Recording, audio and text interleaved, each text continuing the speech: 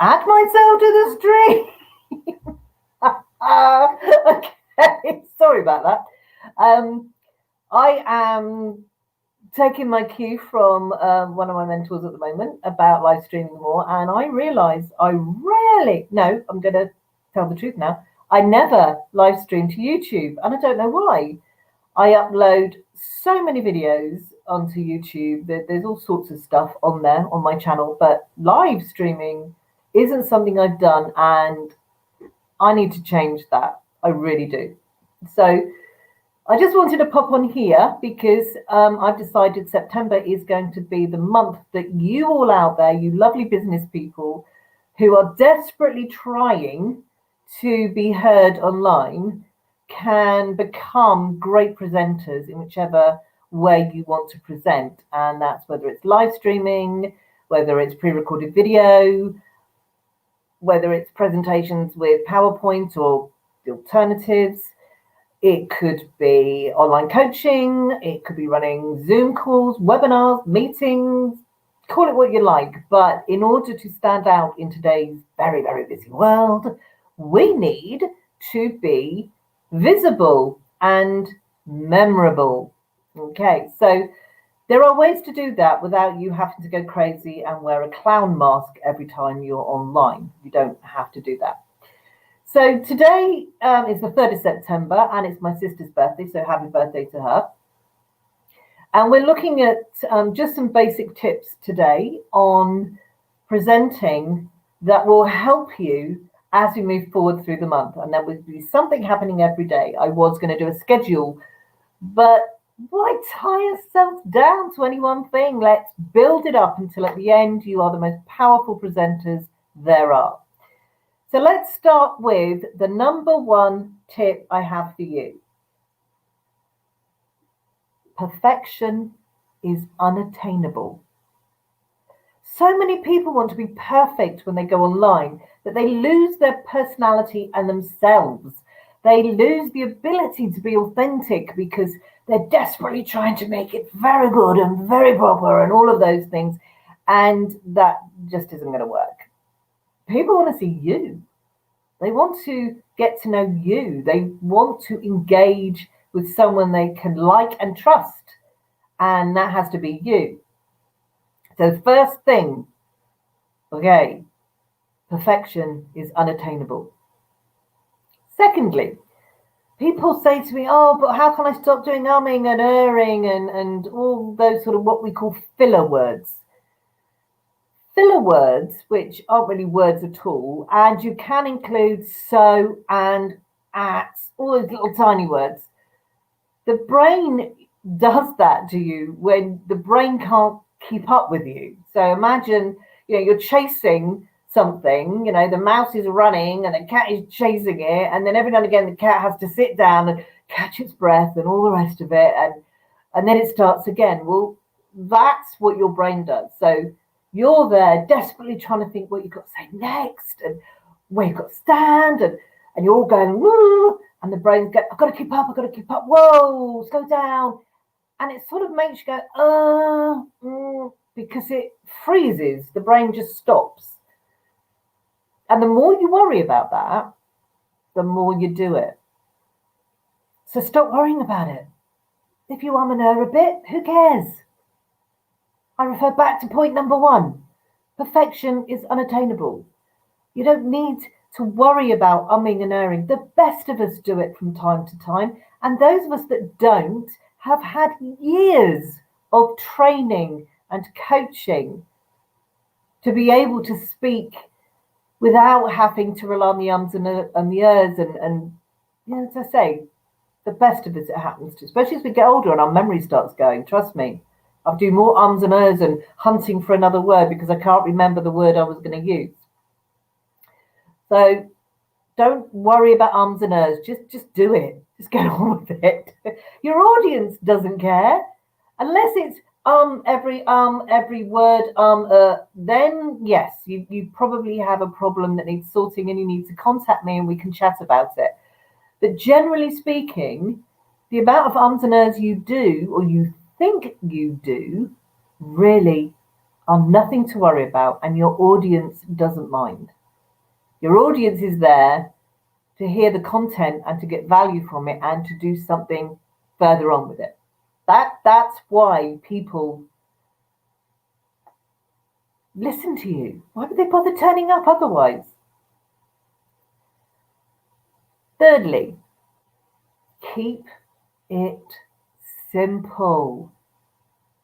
You see, we think we all have to be complicated because if people are going to look at us and listen to us and we have to sound authoritative and we have to have complicated information because that makes us sound really clever. No, it doesn't. It just makes the listener feel really stupid. And there's nothing worse because then you just think to yourself, well, I don't understand a word that's going on, so I'm just going to switch off, or I'll just pop over and see what Facebook's doing, or I'll just go and fill in a few emails. Oh, there's my phone. I'll play Candy Crush. Keep it simple.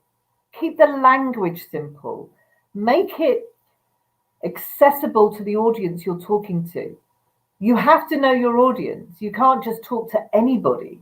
You have to know your audience. So your language has to be accessible to them. If you're doing a live call or a webinar to NASA scientists and you happen to be a NASA scientist, you can use sciencey words and scientific whatevers as much as you like.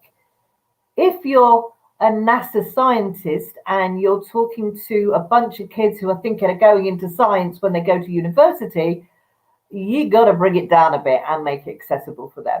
So just know who your audience are and keep it simple. Simple, short, and sweet. The 3 S's.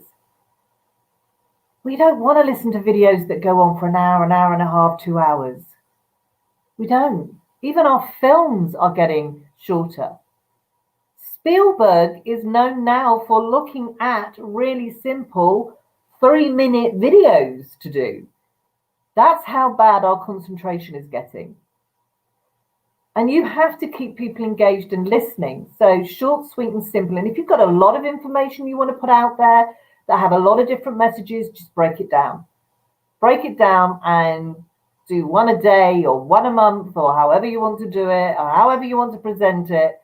But you cannot hurl everything at someone and expect us to take it all in. We will all take different things in, the things that matter to us, but we can't take it all in.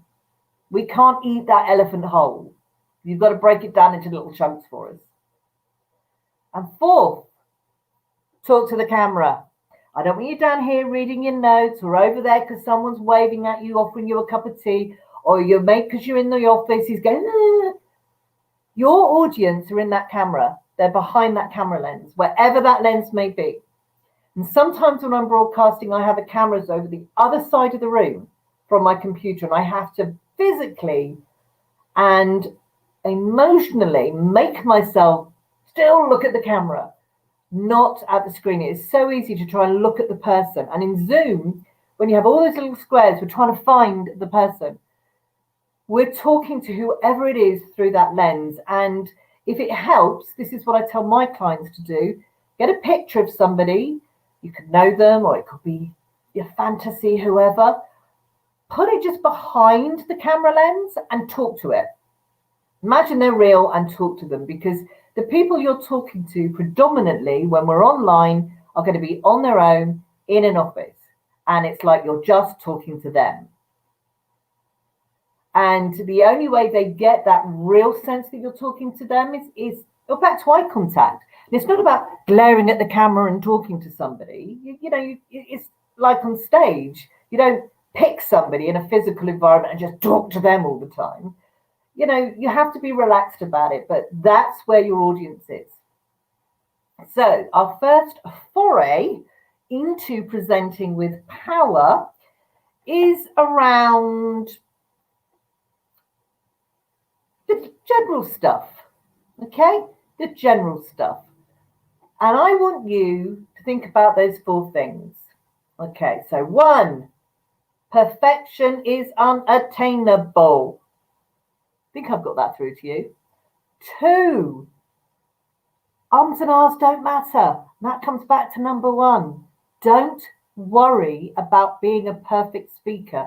Don't worry if you and occasionally. Don't worry about it. We will look at the psychology of words later on in the month. But at the moment, please, please don't worry about it. 3, keep it simple. Short, sweet, and simple. I rarely do more than 15 minutes. It's not a competition as to who can do the longest video, the longest live stream, the longest whatever. I tend to do short and sweet, 10 to 15 minutes, but that depends on your audience, again, and what you're trying to say. So you have to bear all that in mind as well. And 4, remember where your audience is. They're at your camera lens, wherever that is. Okay? So that's what I want you to think about. That's what I want you to sort of take away from today. I will be back with more as the month goes on. And during this month, there are going to be articles you can read that I'll send you. There will be live streaming going on. There will be some live free coaching going on and a challenge. So September is the month to get your presentation skills really, really up there so that you can present with power and rise above the noise that is online today. So please, please email me any questions. I'm bev@bevhecting.com. You'll find me all over social media because I'm a bit of a tart. Make comments from this video, and I hope to talk to you all again very, very soon, because that hopefully will be tomorrow. All I need to do now is to figure out how to multi-stream without bankrupting myself. All right then, people. Great. Have a great day. Bye.